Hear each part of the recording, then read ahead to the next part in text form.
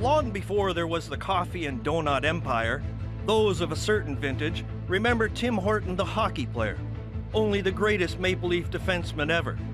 A mountain of a man, fearless and strong, a true defensive defenseman.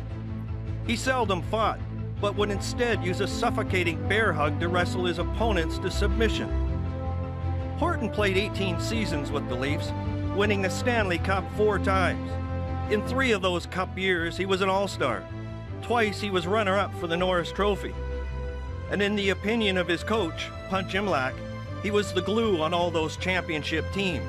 Oh, it's pretty hard not to get emotionally involved when you're in the Stanley Cup like this. This is, I think, the ultimate. When you're a hockey player, this is what you live for. He was loved and respected in the dressing room, including the greatest Leaf ever, Dave Keough. They all admired Horton for his leadership, his unwavering toughness and ability to play through pain, and for always being there for his teammates. He was one of the first players to wear contact lenses, but even with them had trouble seeing on the ice. Still, he somehow managed to play well, very well, getting by with instincts and guile. He knew how to defend.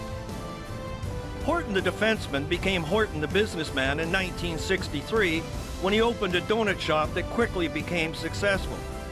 And we all know how successful it ultimately became. Sadly, Horton didn't. After leaving the Leafs, he played 2 more seasons with the Rangers, another with Pittsburgh, and was reunited with Imlach in Buffalo. After his first year with the Sabres, Horton was going to retire, but was convinced to return for 1 more season. Late in that 1974 season, the Sabres visited Toronto. The Leafs wound up winning 4-2, but despite being too hurt to play most of the 3rd period, Horton was still named 3rd star. In the early hours of the next morning, on February 21st, while driving back to Buffalo, Horton crashed his high-powered sports car and died at the age of 44. It was the same car he was given as a signing bonus for returning to the Sabres.